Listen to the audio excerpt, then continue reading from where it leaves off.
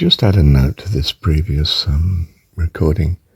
I realized at one point, very close to 3 o'clock, when my daughter gets out of school back in Hamilton,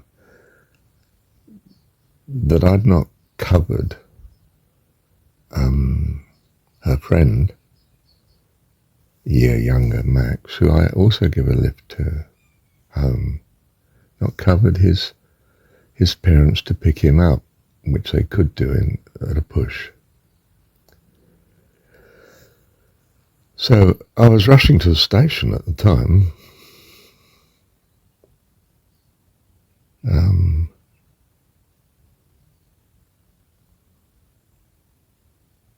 and so I phoned in haste his mum and said, "I'm sorry, I'm actually in Auckland and I've forgotten to tell you.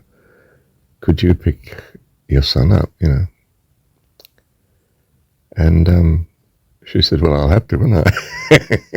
I said, "Oh my goodness, yes, it's you that's going to have to drive, is it you?" Because she's got a baby that's, only a few weeks old. Well, a bit more than that, but not much. And I've been covering for them so that they didn't have too much driving, given their husband's workload and so on, And but anyway, that was all right. And I thanked God that I'd made the mistake. So I didn't feel, this was some bad thing that had happened. It was not. It was something I'd rather have avoided, but that's the way it was. I gave a very little notice and so on, and yeah. And then, oh gosh, it was about half an hour or so later, it dawned on me, my goodness, it's a Friday and I pick up my daughter as well on a Friday. I do for goodness hope that the boy's mum realises through her son that she should pick up my daughter as well. But it's too late now. It's all sort of happened or happening, and I was in the midst of finding I'd just missed the train by a minute and a half. But again, I thought, right, you can't do anything about this really now, Marshall. I'm going to trust you for it, God. In a sense, I was thinking, you're my God and you're all powerful and you know all about this. I'll leave it to you. Thank you, Dad. This seems very strange. The world doesn't do this, does it? But this is what I do. And it nagged me just a little, even so, because it's very important that I've missed something where I should be covering my daughter. And, in a worldly sense, you'd be kicking yourself for making such a blunder. But no, I rest it with God, you see. Thank you, God. Whatever it is, I trust you for it. You might think I'm making a big thing over something that's trivial, or you may think, on the contrary, that I'm dismissing something that I should treat with much more earnestness and concern in order to say not to do it again in the future. But I don't treat it like that. I even thank God for my mistakes, you see, because he's well able, in my understanding, in my trust, to not have me make such a mistake. But he's allowed it, and for a good reason. I'm going to trust you. And then I dismiss it. I don't keep harping on about it, It's not that I'm praying, Lord, do so and so, It's not that. No, I'm thanking him for his control of my life. which puts me, of course, at ease when I would not be. And as I say, I'm then sensitive to the best that can be made of the present situation, which is having just missed the train home as well.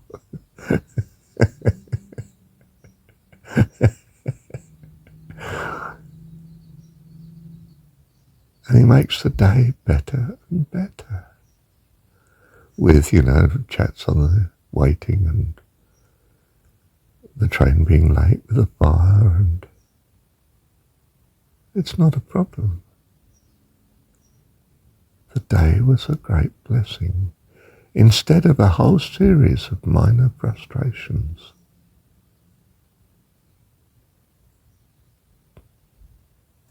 Do you see how, in what seems to be a very simplistic way, you can turn the day into, or find the day is transformed into, a blessing that could have been a whole series of frustration and aggravation, and it wasn't.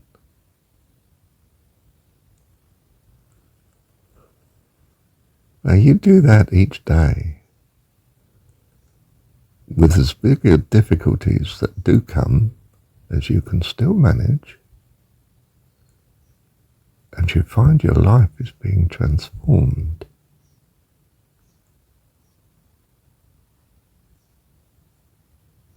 At times by an intense feeling of the presence of the love of God with you personally, in quite miraculous ways.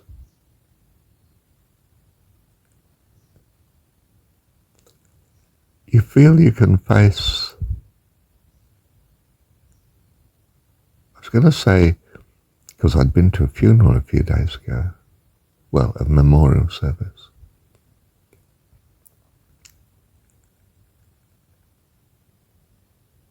You're not troubled by the thought of death. Nobody wants to die in a painful way, of course, don't get me wrong.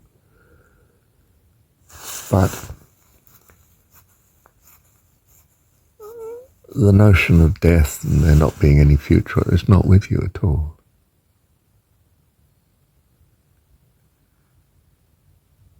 You envisage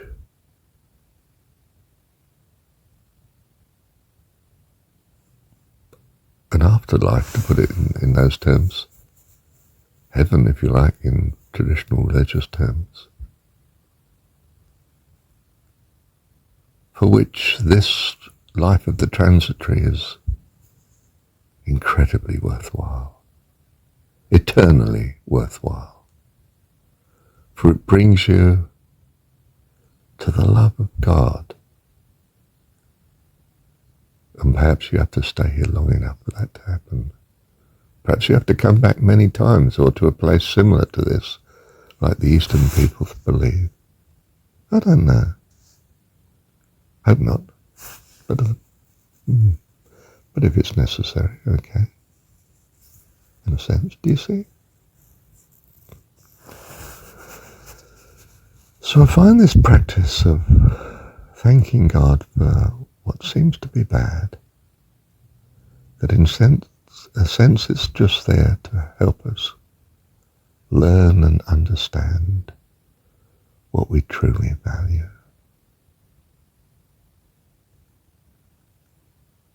And as the Jesus story has it in John's Gospel, John 17,